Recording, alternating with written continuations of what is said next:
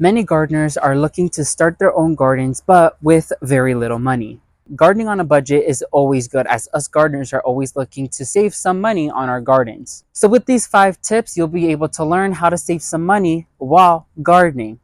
Coming at number 1 is starting seeds. When it comes down to gardening, one of the best things you could do to save money and grow lots of plants is start them by seed.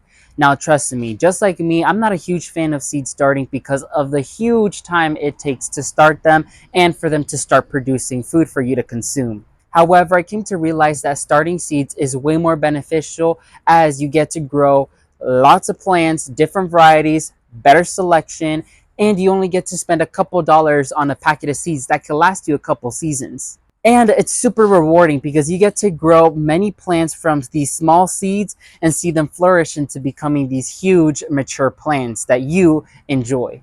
Coming at number 2 is feeding your plants. Now, many gardeners tend to go out and spend lots of money on these fancy products to feed their plants.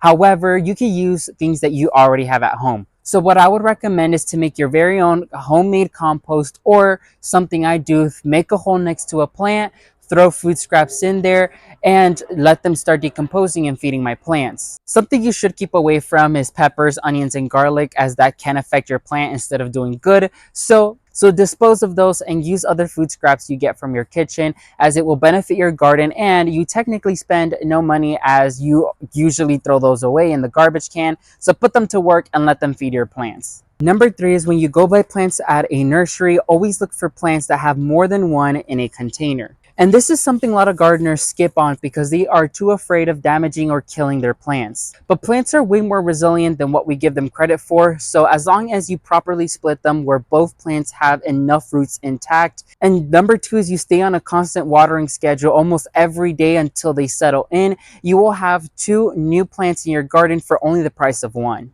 And this is something I always do, as I want to enjoy more than one of the same plant, but I don't want to spend the money for 2.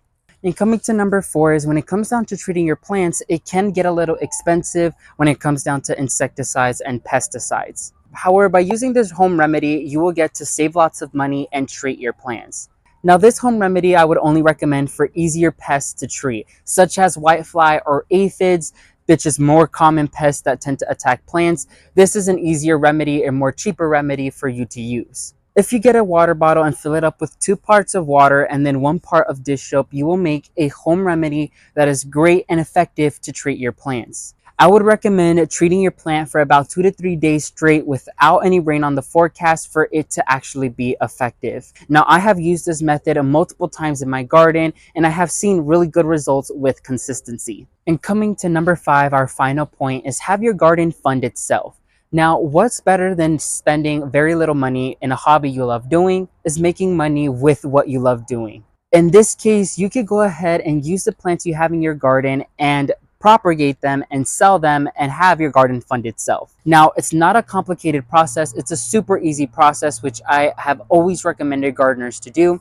For example, this is a pink dragon fruit that I propagated from my main plant here in my garden, and I've already been making money from plants that I've propagated like this one. All you'll need to complete this is soil, nursery pots, and a rooting hormone, whether that be you going out and purchasing a rooting hormone or by you using honey that you have at home. And something to keep in mind is to stay away from plants that have brands, because most of the time these branded plants have a patent, or in other words, they're copyrighted. So you're not allowed to propagate them and sell them off. So always propagate plants that do not have a brand or are just common plants that you find at a nursery. So with those 5 tips, you should be able to save money while gardening, which is something all of us gardeners love doing. Leave me in the comment section down below, what are some ways you save money in the garden? Make sure to subscribe to the channel. My goal is to hit 10,000 subscribers by the end of this year, so cultivate that subscribe button and join our gardening community. Make sure to also like this video to show the YouTube algorithm that you are engaging with my channel,